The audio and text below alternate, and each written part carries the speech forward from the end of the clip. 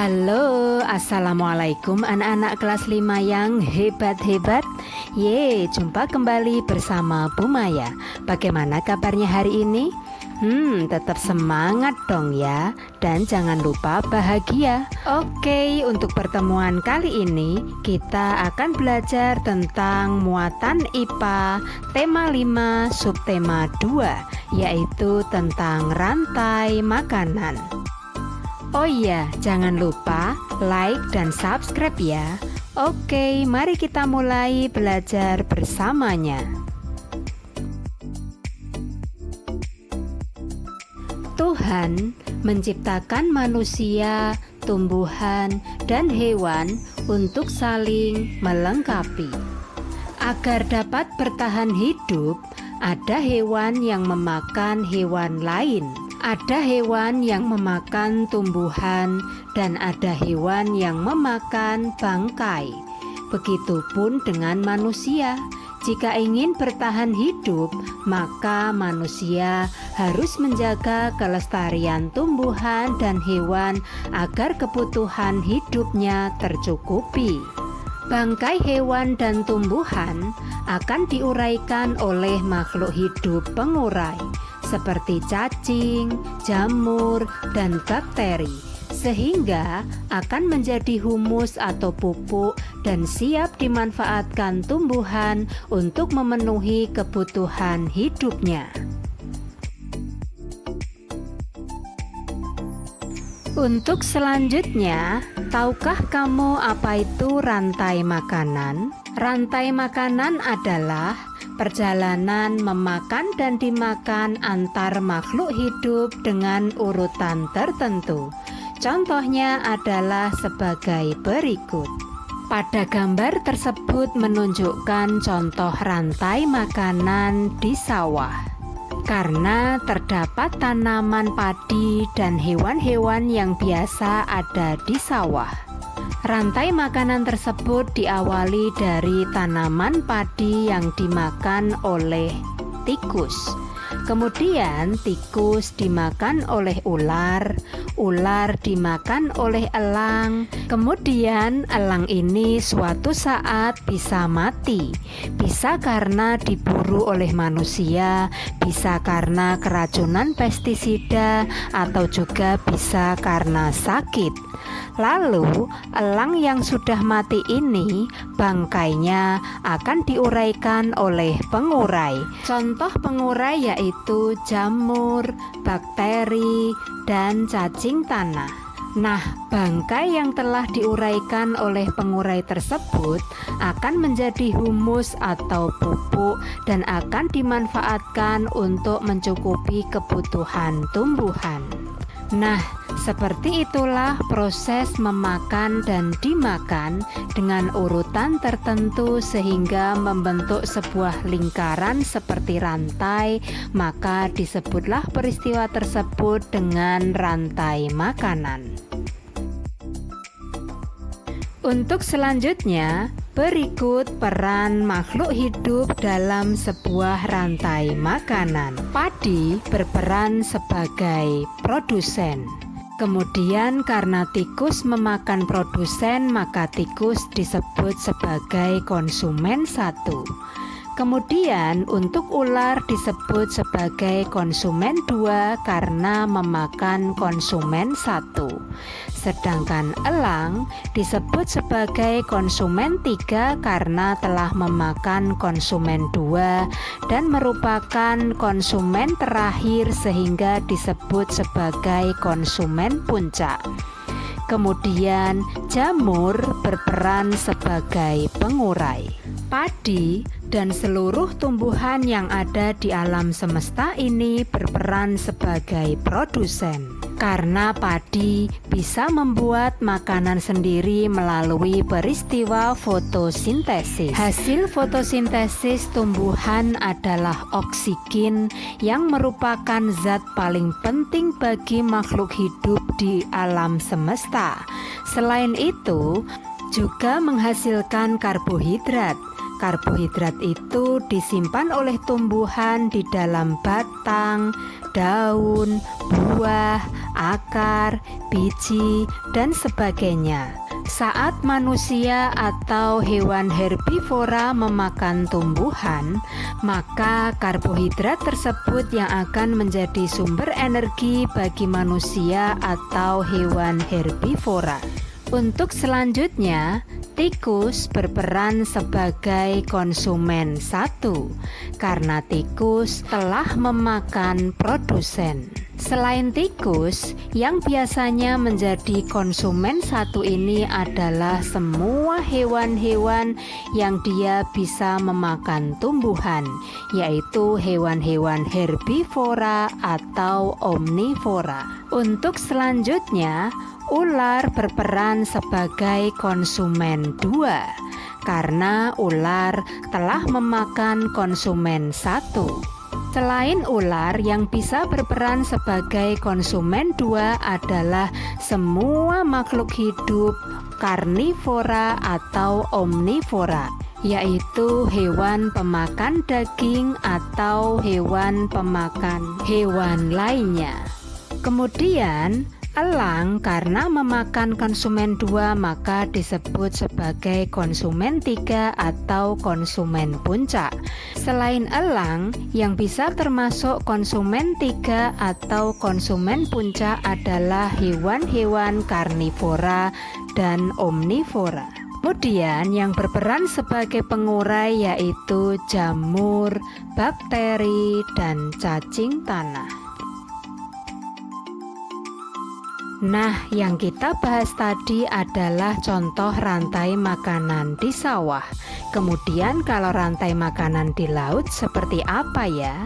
Untuk rantai makanan di laut, yang biasa berperan sebagai produsen adalah fitoplankton. Fitoplankton merupakan sekumpulan tumbuhan hijau yang sangat kecil ukurannya dan melayang-layang di air. Kemudian yang berperan sebagai konsumen satunya adalah zooplankton, yaitu hewan pemakan fitoplankton. Nah, berikut contoh rantai makanan di laut. Fitoplankton dimakan oleh zooplankton. Zooplankton dimakan oleh ikan kecil dimakan oleh ikan besar dimakan oleh paus bergigi, kemudian paus bergigi mati dan diuraikan oleh pengurai. Untuk selanjutnya, rantai makanan itu dapat berjalan dengan lancar dan seimbang jika seluruh komponennya ada. Rantai makanan akan seimbang jika produsen lebih banyak dari konsumen satu dan konsumen satu lebih banyak dari konsumen dua, lalu konsumen dua lebih banyak dari konsumen tiga, dan seterusnya. Jika salah satu konsumen tidak ada, maka akan terjadi ketimpangan dan ketidakseimbangan rantai makanan.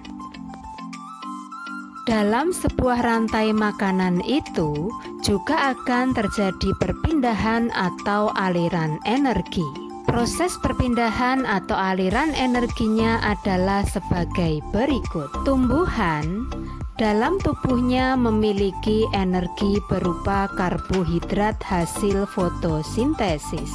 Pada saat tikus memakan tumbuhan, maka karbohidrat atau sumber energi tersebut akan berpindah atau mengalir kepada tikus. Karbohidrat ini menjadi sumber energi bagi tikus. Lalu, saat tikus ini dimakan oleh ular, maka energi tikus akan mengalir ke tubuh ular.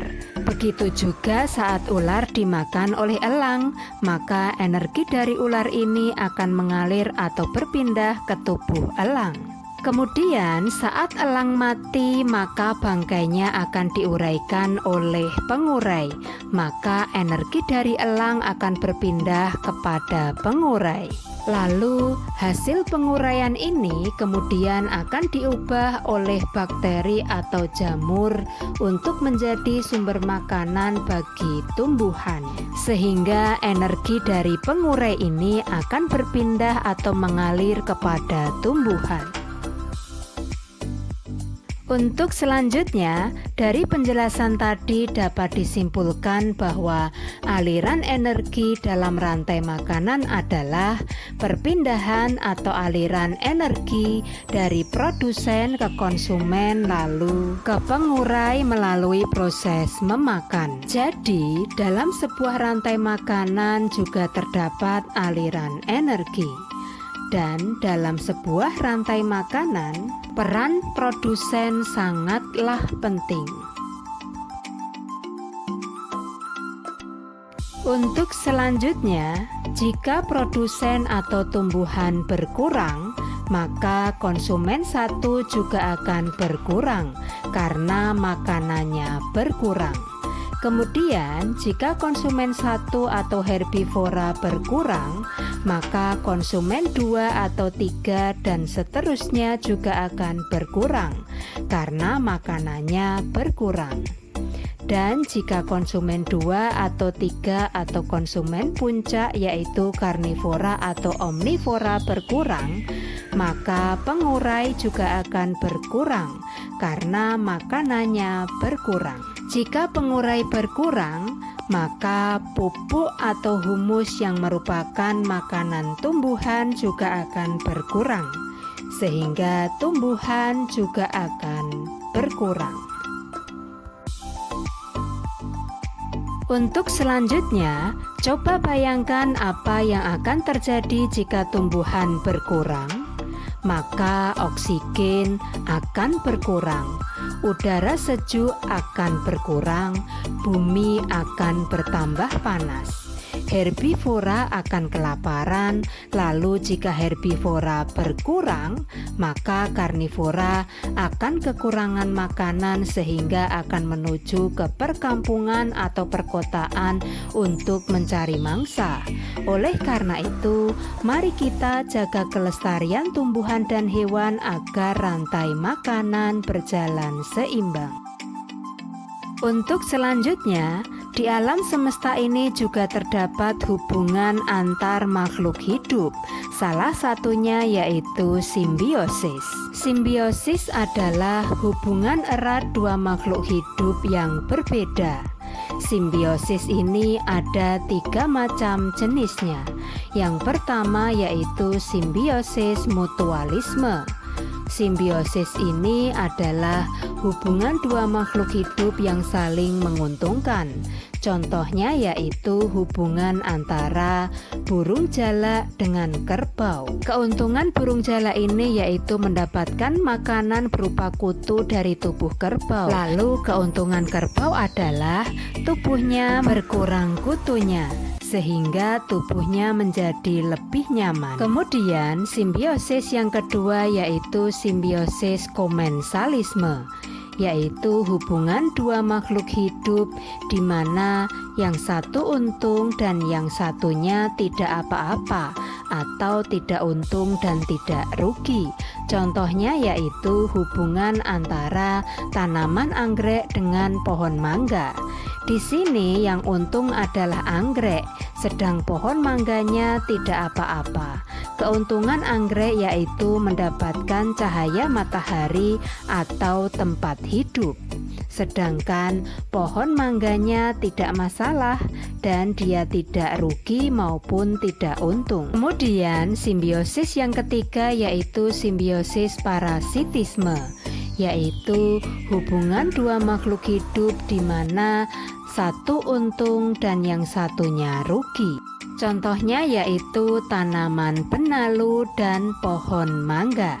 Di sini yang untung adalah benalu dan yang rugi adalah pohon mangga. Keuntungan benalu adalah dia mendapatkan sari-sari makanan dari pohon yang ditempeli, sedangkan pohon mangganya rugi. Kenapa? Karena sari makanan di tubuhnya telah diambil atau diserap oleh benalu, sehingga lama-lama bagian tubuh pohon mangga yang ditempeli oleh benalu ini lama-lama akan mengering dan mati. Alhamdulillah hari ini kita telah selesai belajar bersama tentang rantai makanan. Bagaimana? Apakah kalian sudah mengerti? Wow, kalian memang luar biasa. Oke, jangan lupa like dan subscribe ya. Dan sampai jumpa di pertemuan yang berikutnya. Terima kasih. Wassalamualaikum. Bye.